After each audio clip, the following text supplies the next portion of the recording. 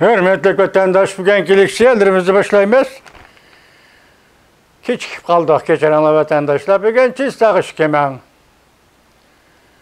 20. yıl 12. ayının 7. günü. Bugün silahı sözleyen ilişkilerimiz. Amerika Qo'shma Shtatlar Davlat Majlisining ikki partiyaning, yani Demokratlar Partisi, Cumhuriyetçiler Partisining mansublari, Davlat Majlisidagi mansublari e'lon qilgan bayonotni vatandaşlarga yetkazamiz. Bugungi vaziyatda toza alayda vaziyatga aloqador çoğun mesele yok. Şoň leksiýanyň özüni sözleyimiz vatandaşım. Leksiýa mawzu mundaq. Çünkü intayin zor tehdit. Amerika Kengaş Palatası İstihbarat Komiteti iki partiyanın dairleri ortak bayanat elan kılıp agahlandırış verdi. Mavzulu haber 12. ayının 5. günü Amerika avazının Xitay tili programımızda elan kılın. Haber mundaq başlanıyor. Washington. Amerika Devlet Meclisi Kengaş Palatası İstihbarat Komiteti iki partiyanın dairleri birleşim bayanat elan kılıp agahlandırış verip çünkü Kompartiyası dünyaga hocayin buluş niyetinden hergiz vazgeçmeydi. Çünkü Amerika'ya intayin zor tehdit peyda kıldı dep görset. Bayanat Amerika İstihbarat baş teftişi John Ratcliffe'nin makale yazıp çünkü ikinci dünya vuruşudan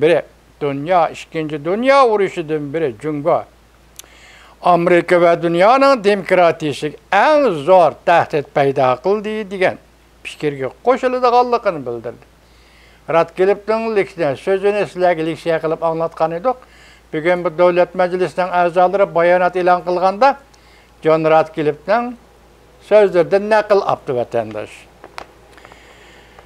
Kengaş Palatası İstihbarat Komiteti muhakkak reisi Senatör Marco Rubio ve muavir reis Senatör Mark Warner hepsinin 5. günü yani 12. ayının 4. günü birleşme bayanat elan kılıp Amerika istihbarat sahasıdaki dairelerin biri John Ratcliffe'nin bunundan bir gün burun matbuatda elan kılgan makalesine kollaydıqanlığını bildirdi.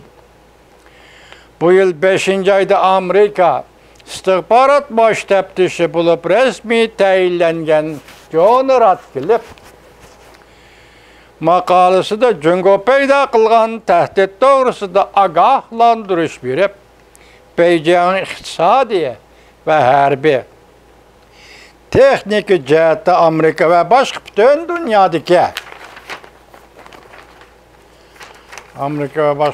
dünyadaki devletlerge yetekçilik kılmakçı buluvatı dep görsetken. Makale degeni mundaq tilga algan edi. Cüngünün iqtisadi casusluk vasitesi, bulançılık, nusxalaş ve tahlil qilishdir. Çünkü Amerika şirketlerinin aqli millik hukukunu oğurladı. Texnikillerini oğurlap, nusxalap köpeytdi. Ondan keyin yer şara bazırda Amerika şirketlerinin ornuğu öttü. Bu istihbarat baş teftişi John Ratcliffe'nin fikirleriga qo'shilamiz. Biz, kechiringlar, istihbarat baş teftişi Ratcliffe'nin fikirleriga qo'shilamiz. Yani Jungo Amerikaga en zor tehdit paydo qildi degan so'zlariga qo'shilamiz. Bizning istihbaratimiz ochiq oshkoraladiki, Çünkü Kompartiyası her kandak bedel töleşten ayanmay. Tesiri gücünü görüstüp, bütün yer şarıga rehberlik kılış ornuğa çıkışını közlevatıdı ve yakı ornuvatıdı dep görsetti.